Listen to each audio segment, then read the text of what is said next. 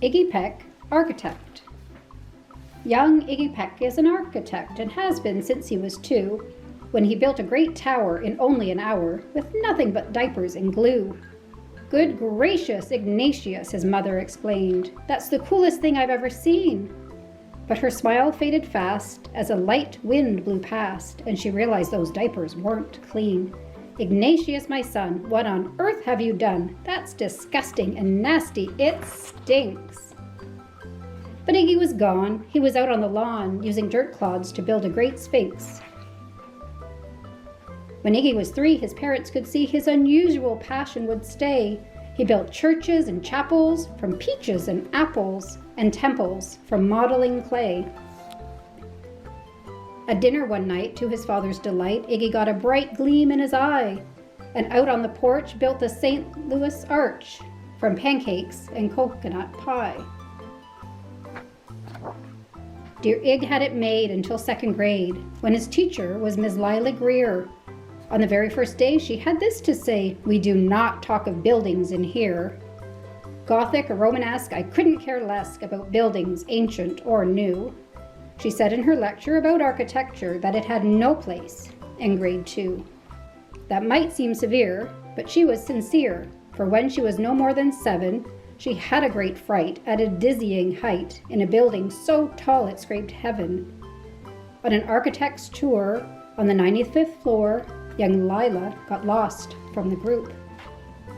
She was found 2 days later in a stuck elevator eating cheese with a French circus troupe.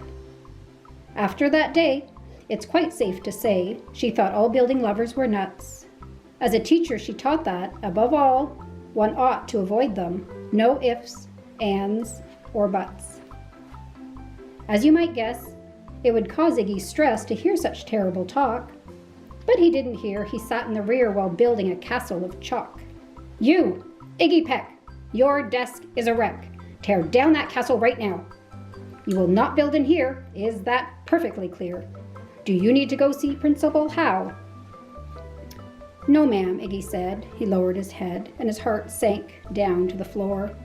With no chance to build, his interest was killed. Now 2nd grade was a bore. After 12 long days that passed in a haze of reading, writing, and arithmetic, Miss Greer took the class to Blue River Pass for a hike and an old-fashioned picnic. They crossed an old trestle to a small island nestled in the heart of a burbling stream. But they no sooner passed than footbridge collapsed, and Miss Lila Greer started to scream. "We're trapped here! Oh my! Alas, kids, goodbye!" Her eyes rolled back in her head. She dropped to the ground with a vague groaning sound, luckily fainted, not dead. The class was amazed. They stood there quite dazed, uncertain of what they should do. But one bright young man was off hatching a plan, which started with Miss Lila's shoe. Soon each lad and lass there at Blue River Pass was working together as one. And when she came to, Miss Lila Greer knew that something quite brave had been done. She looked in the air and saw hanging there a structure with cables and braces. And on the far side, beaming with pride, were 17 smiling young faces. Boots, tree roots, and strings, fruit roll-ups and things, some of which one should not mention, were stretched ridge to ridge in a glorious bridge, dangling from shoestring suspension. It all became clear to Miss Lila Greer as she crossed that bridge over the stream. There are worse things to do when you're in grade 2 than to spend your time building a dream. Now every week at Blue River Creek Elementary in grade 2, all the school kids can hear, along with Miss Greer, how the world's greatest buildings were made. The weekly guest speaker in t-shirt and sneakers talks of buildings from Rome to Quebec. Of course he's the guy who builds towers from pie, that brilliant young man, Iggy Peck.